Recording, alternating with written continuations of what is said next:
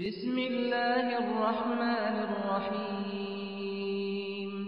Alhamdulillahi rabbil alamin. Pertama begini, kita padukan dulu supaya nggak putus ayatnya. Tidak ada manusia di dunia ini yang suci. Artinya bebas dari dosa itu nggak ada. Karena ada potensi nafsu yang akan menggiring pada kesalahan.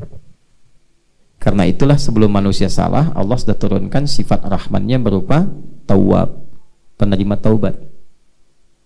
Itu dulu standarnya.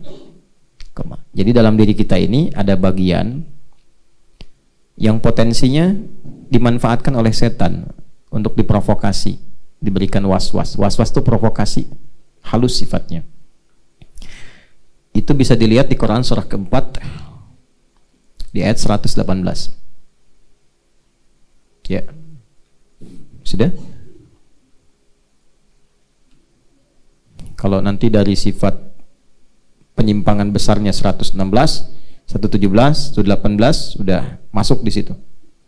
Ya, wala udillannahum wala umanniyannahum, ada? Ada, baik. Jadi dari mulai kalimat nasibam mafruḍa, la'anahullah la'attakhidanna min ibadika nasibam mafruḍa. Setan dilaknat oleh Allah dan dia mengatakan, saya akan provokasi bagian tertentu dari diri manusia. Nah, bagian itu disebut fujur namanya. Lawannya takwa. Fujur dan takwa ditemukan di Quran surah 91 Asy-Syams ayat 7 sampai 8. Wa nafsi wa ma sawwaha fa'alhamaha fujuraha wa taqwaha. Nah, fujur dan takwa tempatnya di nafas. Nafas. Jadi kalau fujur itu dimanfaatkan oleh setan, diprovokasi, keluar sifat buruk. Sifat buruknya disebut dengan su namanya. Kalau keluar jadi su. Jadi diperintahkan oleh setan, diprovokasi. Pernah nggak merasakan? Misalnya ada gini, ambil aja tuh yang di situ sendalnya bagus. Ya? Pernah nggak ada getaran? Udah bohong aja gitu. Pernah begitu? Nah, itu sedang diperintah setan. Di hati kan? Suaranya kan nggak kedengaran di telinga kan? Cuma di hati ada bisikan ya. Itu ammarah namanya. Nafasnya sedang dikuasai oleh setan, diperintahkan ammarah supaya mengeluarkan su. Itu ada di Quran surah ke-12 ayat 53. Wa ma ubarri'u nafsi innan nafsa la'ammaratum bisu. Nafas ketemu su disebut nafsu. Nah, nafsu itu dari situ. Nafas ketemu su, namanya apa? Nafsu. Nah, nafsu ini dikuasai oleh setan. Wala udillannahum, kembali ke An-Nisa, aku akan sesatkan manusia, kata setan, dari nafsu itu. Wala umanniyannahum, dibikin menghayal, banyak menghayal. Lagi kerja menghayal, lagi ngecor ngayal. Ya, ngayalin, ngecor. Wah, gimana kalau ada emas di belakang sini? Wah, udah tahu ngecor ada emas. Ya, udah ngebor macam-macam ya. Itu dimanfaatkan tuh supaya nggak fokus. Sama sholat juga bisa menghayal. Jangan dikira sholat nggak menghayal. Tadi berapa tadi yang menghayal tuh waktu dibacain? Kemana-mana pikirannya itu. Itu ada hadisnya. Sampai lupa berapa rakaat sedang menunaikan sholat. Ada. Nah, itu ada. Itu sudah janjinya setan. Kalau Quran sebutkan pasti terjadi, Pak. Puncaknya berbuat maksiat. Gitu. Maksiat itu artinya melampaui batas yang ditentukan. Batas mata memandang yang baik, dilewatin maksiat. Ya, batas telinga mendengar yang baik, dilewatin yang baiknya jadi buruk. Nah, kalau sudah melewati batas yang baik, kelewatan, itu disebut dengan togho namanya. Jelas? Pelakunya disebut toghin, kalau jamak disebut togut. Nah, jadi saya mulai dari togut dulu, Pak, karena di situ ada kalimat togutnya.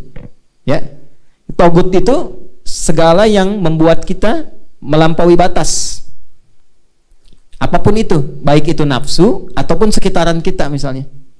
Bekerja bagus, tapi kalau pekerjaan melampaui batas sampai lupa ibadah, nah itu jadi togut pekerjaannya. Jadi asalnya begitu. Nonton nggak apa-apa, tapi kalau dengan nonton hilang waktu, main hilang waktu, nah itu segala yang membuat kita melampaui batas sebutnya apa? Togut. Orangnya togin, perbuatannya togo. Fir'aun jadi pemimpin. Nggak disoal pemimpinnya, nggak apa-apa. Tapi ketika melampaui batas disebut togho. Idhab ila fir'auna innahu togho. Jadi Quran itu menyampaikan risalah Nabi Musa bukan ingin menurunkan Fir'aun jadi raja, bukan. Tapi mengembalikan kebijakannya supaya tidak melampaui batas. Ya, mempertahankan kedudukan sampai bunuh orang, ya kan? Sampai mengaku Tuhan, itu sudah melampaui batas. Kembalikan. Indahnya Quran bukan turunkan, bukan. Jadi nggak ada ayat-ayat penurunan. Yang ada kembalikan supaya jadi orang baik. Itulah indahnya Islam. Jelas? Jadi yang pertama, tidak ada satupun manusia yang suci, bebas dari godaan keburukan. Setiap kita pasti pernah terpeleset, kecuali Nabi. Kalau Nabi punya sifat maksum, terjaga dari keburukan. Jadi sebelum melakukan, Allah sudah menjaga. Kalau kita bukan Nabi, ada Nabi di sini?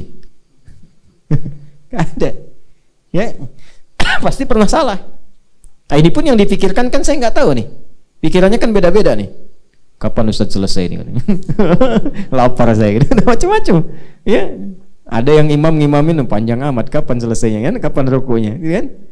Ya, macam-macam. Kemarin di Malaysia ada yang imamnya kepanjangan, belakangnya tuh kesel, bawa sendal dari belakang mau ditimpuk. Ya, ada yang begitu. Jadi nggak lepas dari salah. Selama hidup pasti pernah salah.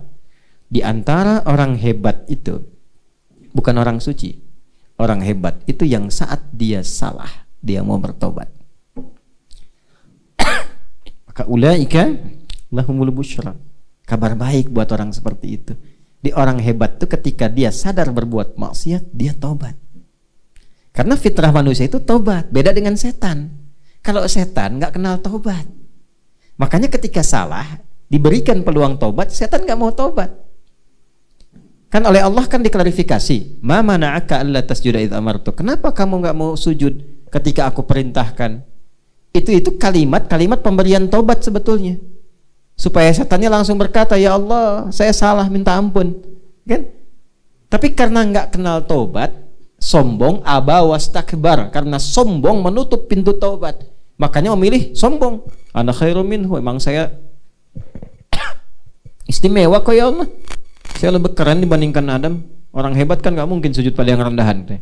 Bahasa iblis itu, makanya disebut iblis. Manusia tidak.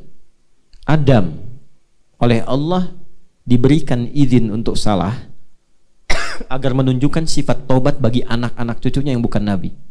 Kalau Nabi Adam kan nabi, mudah bagi Allah untuk mencegah jangan makan tuh buah khuldi. Tapi diizinkan supaya keluar kalimat tobat, dibimbing nanti untuk anak cucunya yang bukan nabi.